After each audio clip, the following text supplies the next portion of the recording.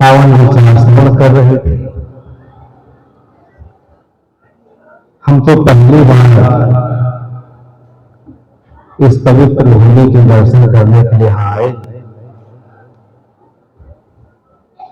और आकर के मेरा मन बड़ा प्रसन्न हुआ। साईं जी का दर्शन विद्यार्थी जीवन में जहाँ का हमने किया था, लेकिन यहाँ आने का सौभाग्य मुझे प्राप्त नहीं हुआ था।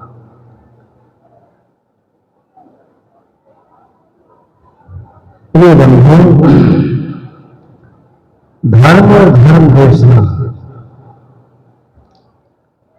ये मनुष्य जीवन के लिए अद्भुत विषय है। जब यहां मैं आया तो मुझे साय याद आया। पसीना तुम अगर इस जमीन में मिला दोगे, करोड़ों मर रहे हैं उन्हें पल में जिला दोगे। तुम्हारे श्रम सिंकरों, तुम्हारे देह के श्रम सिंकरों में शक्ति है इतनी कि तुम कहीं भी धूल में फूल सोने पे खिला दो।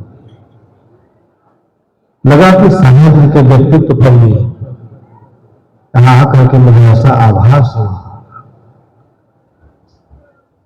कि शायद अक्षरशः उनके व्यक्तित्व पर लागू होता है।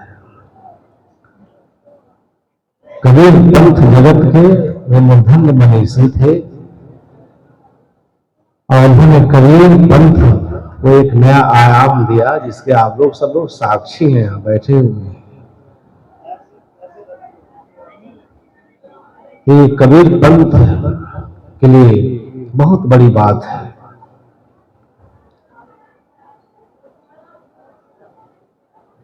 जिस प्रकार का उनका जीवन था, व्यक्तित्व था और संपूर्ण जीवन धर्म और परंपरा के पुनरुद्धार के लिए समर्पित किया, जिससे करोड़ों लोगों को लाभ हुआ। प्रचार तो सब लोग करते थे अपने अपने तरीके से, लेकिन सदैव कबीर के चिंतन, दर्शन, उनके आध्यात्मिक परंपरा, उसका मूल्य, तो जिस तरीके से उन्होंने प्रतिपादित किया, बड़े से बड़े विद्वान भी आश्चर्य में पड़ गए। अब मुझे लगता है कि साहिब जी से पहले स्वरूप कबीर के वाणियों का इतना सुंदर और विवेकपूर्ण व्याख्या शायद किसी ने नहीं किया था।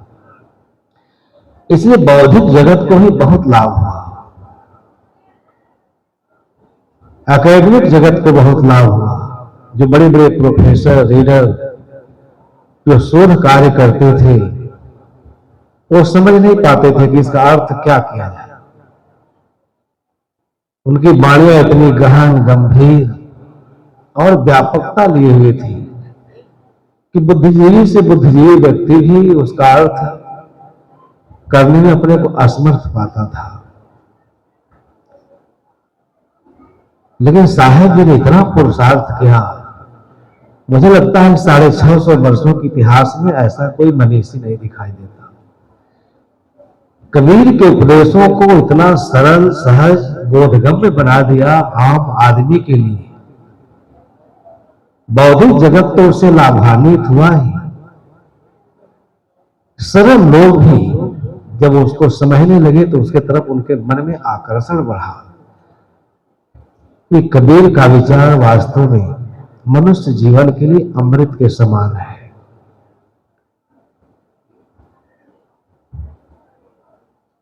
काहर नलनी तू कुम्भरानी, तेरे ही नाल सरोवर पानी, जल में उत्पत जल में वास, जल में नलनी तोर निवास, ना तल तपत न ऊपर आगी, तोर हेत कहु का संग लागी।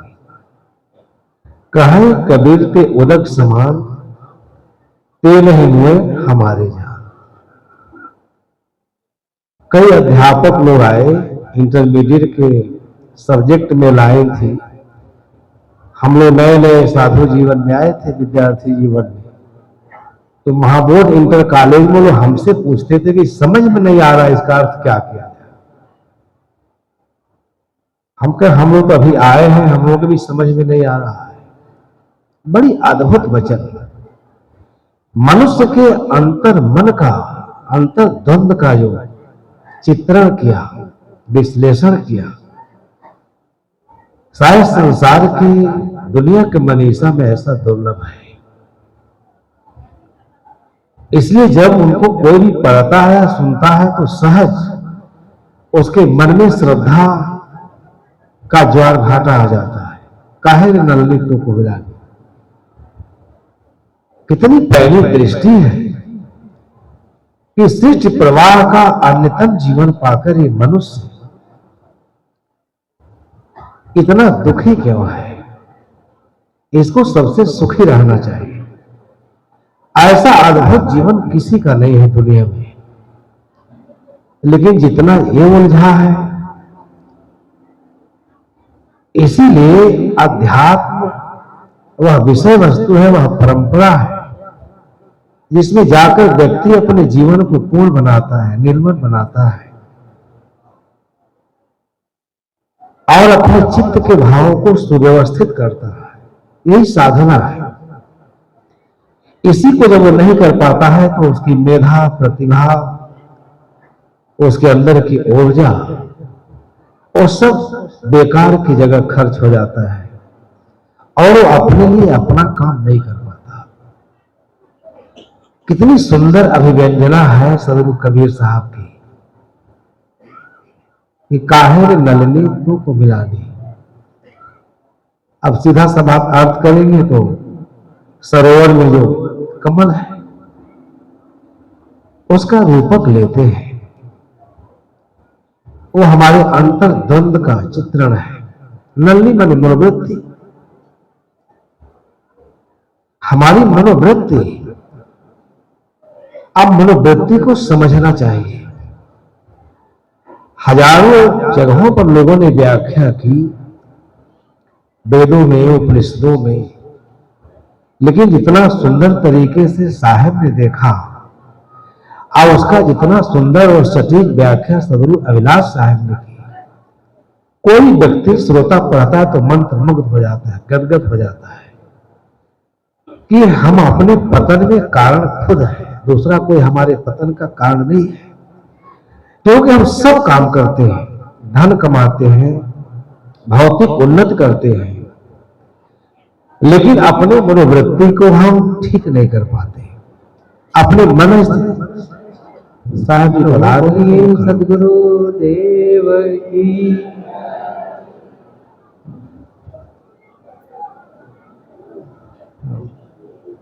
आप आ गए।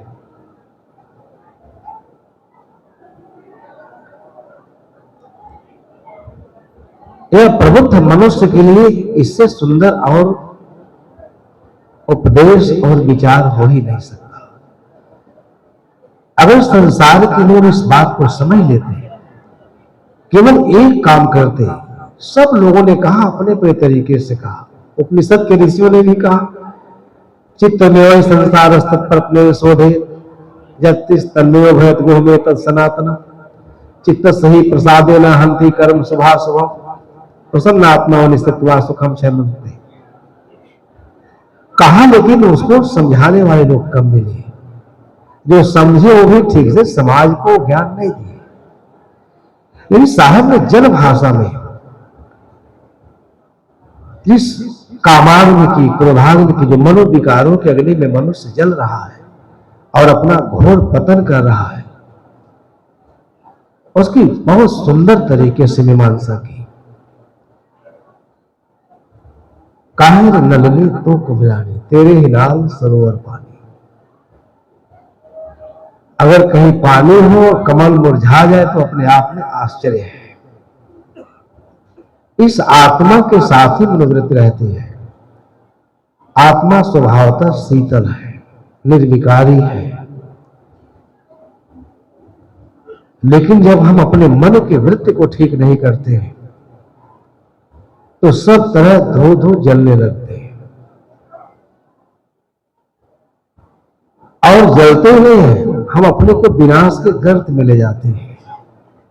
मानवीय बुद्धि, मानव जीवन और मानवीय गरिमा का कोई अर्थ नहीं रह जाता। इसलिए अगर एक केवल साहेब के इस पद को समझ लिया जाए तो हर आदमी संसार का सारा काम छोड़ करके पहले आध्यात्मिक उन्नत करेगा। जो विषय विलास में डूबा हुआ है, शोकित है, पीड़ित है, उद्वेगित है, जल रहा है और फिर भी उससे विरत नहीं हो रहा है, इतना प्रखर वैराग्य है, इतना तीव्र वैराग्य है। कहीं कहीं उदाहरण देते हैं साहब, माया दीपक नर पतंग भ्रम भ्रम इवय परंत। पतिंगा है, दीपक कि ज्योति के दिव्य सौंदर्य को आकर्षक समझ करके जाता है, दूर से आंच लगता है फिर भी नहीं हटता, जाकर उसमें जल मरता है। वैसी ही गति हमारी है। अपनी वृत्ति को न समझने के कारण केवल हम अपनी वृत्ति का सुधार नहीं करते, अपने चित्त का शोधन नहीं करते, उसमें सुंदर भाव और विचारों से उसे सजाते नहीं, इसलिए पूरा जीवन दुख में व्यतीत होता है। और उसके लिए हम आरोप कहीं और लगाते हैं। कितनी वैज्ञानिक बात है, कितनी ऊंचाई का चिंतन है। काहे रे नलनी तू को बुलानी तेरे ही नाम, क्योंकि मनोवृत्ति का बहुत महत्व है। चित्त में वही संसार, जैसा व्यक्ति का चित्त होता है, जैसा मन स्थिति होती है, जैसी मन की वृत्ति होती है, वैसा ही वो अंदर और बाहर सब जगह हो जाता है, उसकी वैसी प्रकृति हो जाती है।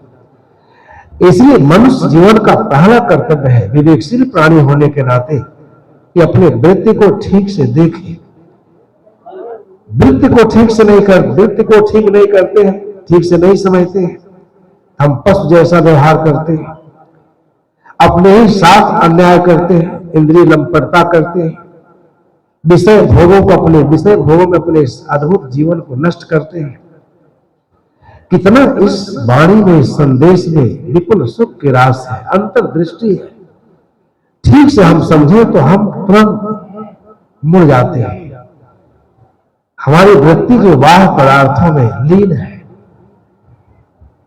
और जन्म अनंत जन्मों से जो जन्म प्रवाह जिसके कारण चल रहा है, अनंत जन्म प्रवाह इसी के कारण चल रहा है। जन्म मरण का जो भयानक रोग है, जो दूसरा दुख है, पीड़ा है, यातना है, भाव यातना, इसे हम भाव यातना कहते हैं।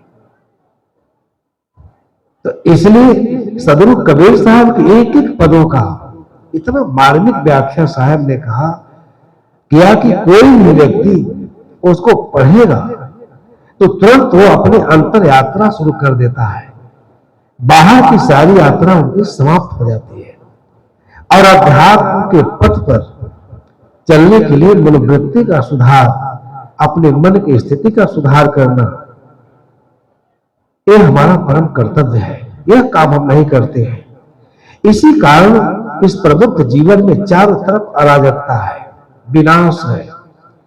कितना धन हमने इकट्ठा किया, कितने ऊंचे पद प्रतिष्ठा पर हम बैठे हुए, फिर भी अंदर में अग्नि लगी हुई है, सब कुछ जल रहा है। नित्यं पज्जलिते सती, तथागत ने कहा ओम हासो किमानंदो नित्यं पज्जलिते सती अंधकारे नवनद्धा प्रकाशं न गवेशत। अय प्रबुद्ध मानव, इन संदेशों को सुनने के बाद मन इतना शीतल हो जाता है। मन को हम समझाने में, सतपथ पर आरूढ़ करने पर, आध्यात्म के पथ पर आरूढ़ करने में ये कितना मददगार है। नित्य सब कुछ जल रहा है, कैसा हंसी, कैसा आनंद। मोहता में पड़े हुए प्राणी तुमको याद नहीं? अपने स्मृति को प्रगाढ़ करो, स्वयं के जीवन को देखो, उसका दृष्टा बनो, अपने वृत्ति का दृष्टा बनो, जो तुम्हें विनाश के गर्त में ले जा रही है, जिसके कारण तुम्हारा सर्वनाश हो रहा है। सारे महापुरुषों ने कहा, लेकिन सदगुरु कबीर साहब का कहने का अपना ढंग था, पर उसकी व्याख्या किसी के समझ में नहीं थी। मैं कभी कभी सोचता हूं कि साहब जी ने कितना पुरुषार्थ किया होगा इतना ग्रंथ लिखा। ये कबीर पंथ नहीं, पूरे भारत राष्ट्र का सौभाग्य है। निश्चल पज्जलते सती, नित्य सब कुछ जल रहा है। अंधकारे न था, अंधकार से घिरे हुए प्रकाश की खोज नहीं करते। प्रकाश की दुनिया में, ज्ञान की दुनिया में आप कब जाएंगे? जब आप अपनी मनोवृत्ति को ठीक करेंगे। विषय बहुत व्यापक है। साहब जी मंच पर विराजमान है, बोलना उचित नहीं है, सूरज को दीपक दिखाना, इसलिए यहाँ आए और श्री साहब जी ने मुझे समय दिया, के लिए आपको बहुत बहुत धन्यवाद देते हुए और आप लोगों को बहुत बहुत धन्यवाद देते हुए अब साहब जी का अमृत में प्रवचन सुने, फिर समय मिलेगा तो अपने विचार करें। ओम से बोलिए श्री सदगुरुदेव। बहुत बहुत आभार पूज्य साहेब जी पधारे और आपके सुंदर विचार हम सब श्रवण किए और आगामी सत्रों में हम साहेब जी के विचार फिर श्रवण कर सकेंगे। पूज्य श्री साहेब जी विराजमान हैं, अब उनके विचार श्रवण करेंगे, एक भजन सुनेंगे। गुरुशरण, हाँ, जब तक वे लोग तैयार हों, एक सूचना है, आप सब